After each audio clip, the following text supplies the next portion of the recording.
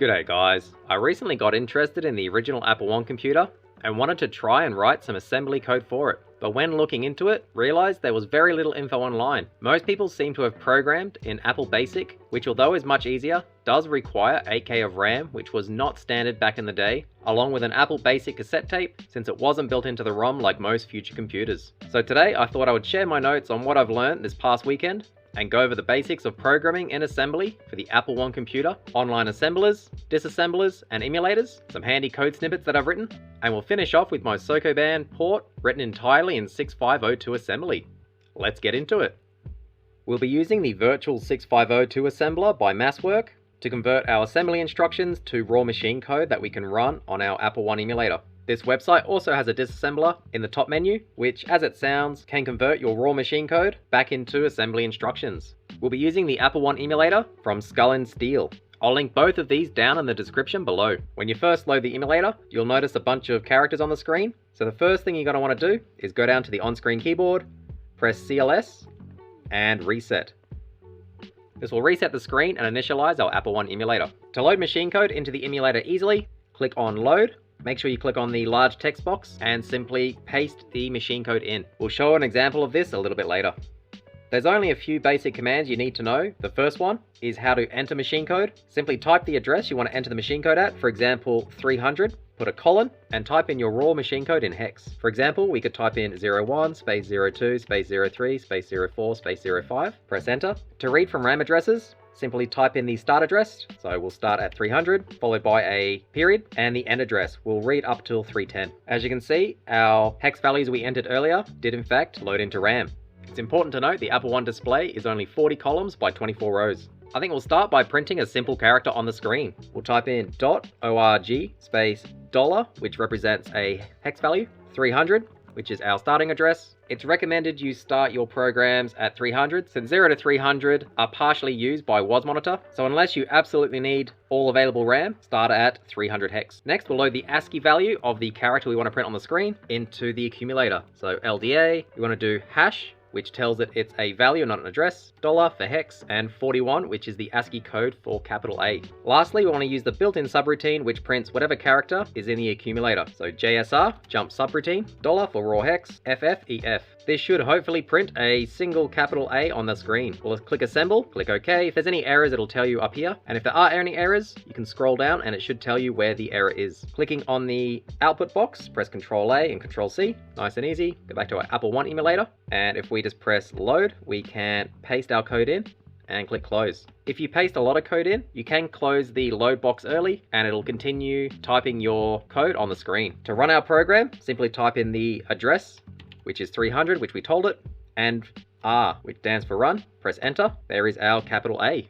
Next, we'll learn how to read the keyboard for user input. It's a pretty small snippet of code to be able to read an input. So to start, we're going to create a label, KBD in. This just gives us somewhere to loop back to. The next line, LDA D011, loads a key press flag into the accumulator. Basically, whenever a key is pressed, that register gets set to high. The next line down, BPL, KBD in, basically branches back to the top of our code if it is low. So it'll keep checking the keyboard buffer flag continuously until a key is pressed. Once a key is pressed, it'll continue down the code. LDA D010 loads the value of the key pressed into the accumulator. And then going down to print character, another label, we jump to the subroutine, which again prints whatever character is in the accumulator, which we've loaded earlier. And once it's printed, we finally jump back to the beginning. So if we assemble this, no errors, Control A and Control C once again.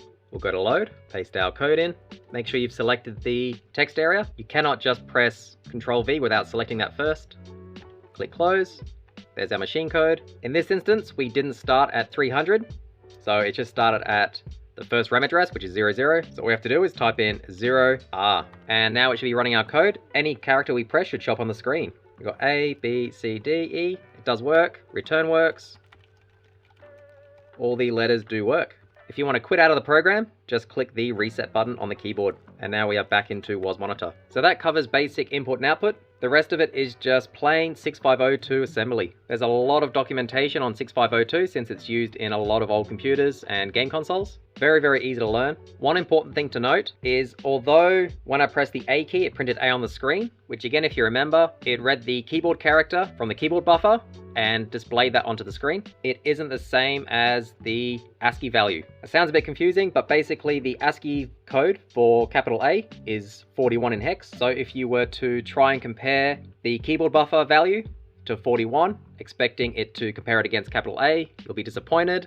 It's very slightly off. So the next program I've written is a key code grabber. So we'll paste it in. I will upload all of my notes in the description below, and I have commented all of my code as best as possible, or at least all the important bits. So we'll just go assemble, no errors. It's a nice short code snippet. We'll copy this and we'll go load on our emulator, paste it in, click close.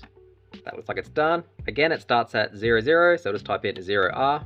And now we should get the keyboard buffer code for every key. So if I press A, we can see the character I press is A, and the hex value of it in our keyboard buffer is C1. B is C2, return is 8D. So if you wanted to print blank lines onto a screen, or new lines, you would send 8D to the print character subroutine. And again, it does work with all the letters and characters. Next, I'll show you a little routine that I wrote that basically lets you enter strings of text into assembly and display them straight onto the screen. So if you wanted to make an adventure game or game maps, be perfect for that. I won't cover it here because I don't want the video to be too long, but again, it'll be in the notes section, it's in the description, and it is very, very straightforward. Click assemble, no errors. Again, copy and paste our code. I will have to reset since it is stuck in our code. I didn't code in a quick key.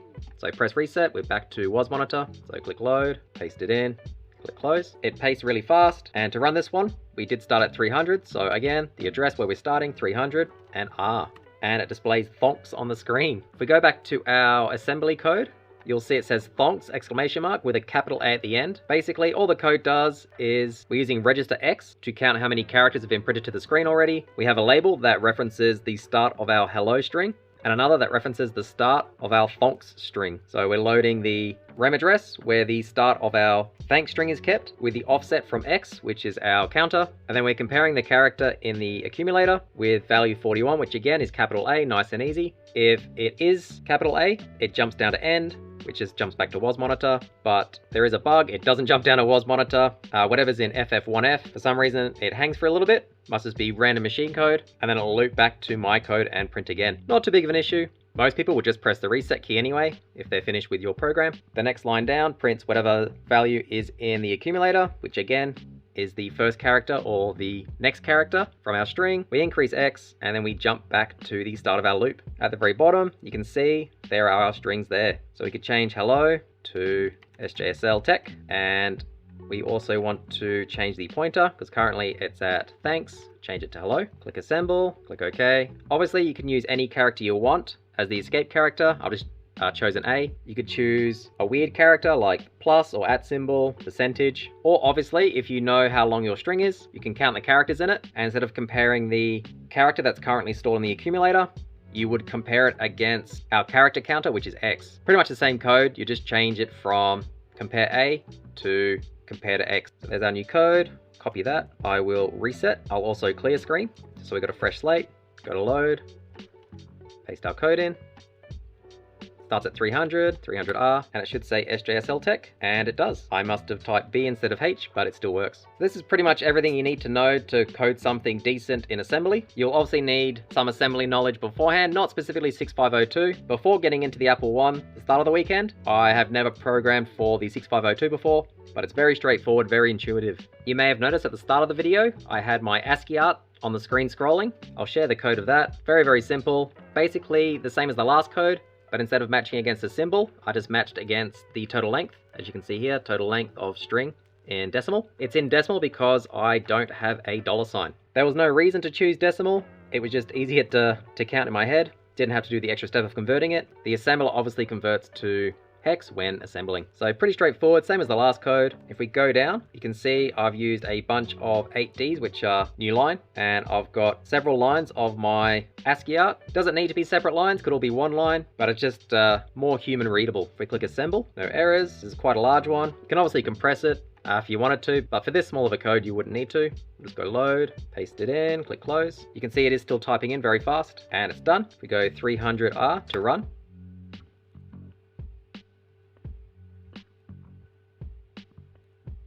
So after I covered the basics of 6502 assembly, I thought about making some kind of a game for the Apple I computer. There wasn't too many games. I think there's less than 30 in total.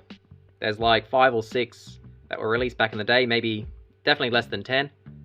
And over the last 40 years or so, only a handful of new ones have been created. There's not much love for the Apple I, and a lot of the games that were made were just programmed in BASIC because it's a lot easier to use. But for a bit of a challenge, I thought I would try and make Sokoban, or Boxxle. It's got a lot of different names, but basically it's the game where you push a box around a screen, you have to get it into the holes to win. I won't cover the code, there is a fair bit. It is all handwritten in assembly. Go assemble, hopefully no errors, there's no errors. Just going back to our emulator now, I have refreshed the page to clear all the RAM.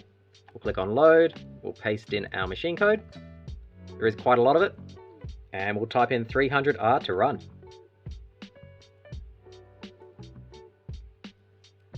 As you can see, it prints a little welcome message, as well as the goal of the game and the controls. It's just using the same little routine that we looked at earlier that prints strings. Nothing too fancy there, but it did end up coming in handy. I also programmed a quit key queue, but again, most people back in the day would just press reset or power cycle their Apple. So the player character is the @ symbol, not the one at the bottom, but the one in the grid. And there is collision detection, so you can't walk into walls. It doesn't even waste a cycle trying to redraw the screen. And so the only way we can go is down. We're pushing the plus symbol, which is our box, and it does push it. We have to get all the plus symbols into the period symbols. The game screen is quite small. That wasn't a coding issue. My code does allow for full screen games. It's just the bigger the screen, the more lines of characters it has to write. So if you do have a full screen map, you're looking at least multiple seconds per refresh. I found 7x7 to be the sweet spot. The way the game's programmed, there is no reset level button. Basically, I'm running all the collision checks directly from the map data in RAM. So once the RAM has been changed, it is unfortunately permanently changed. The only way to start again would be to paste the level code back in. It wouldn't be too hard making a level buffer in RAM. So it copies the entire level's contents into a separate block of RAM. And then if you wanted to reset it, it would copy it back. That wouldn't be too hard to make, but it would have made the code a little bit larger. But first, for this basic demo, I didn't see a point in doing it. So this should be the last move.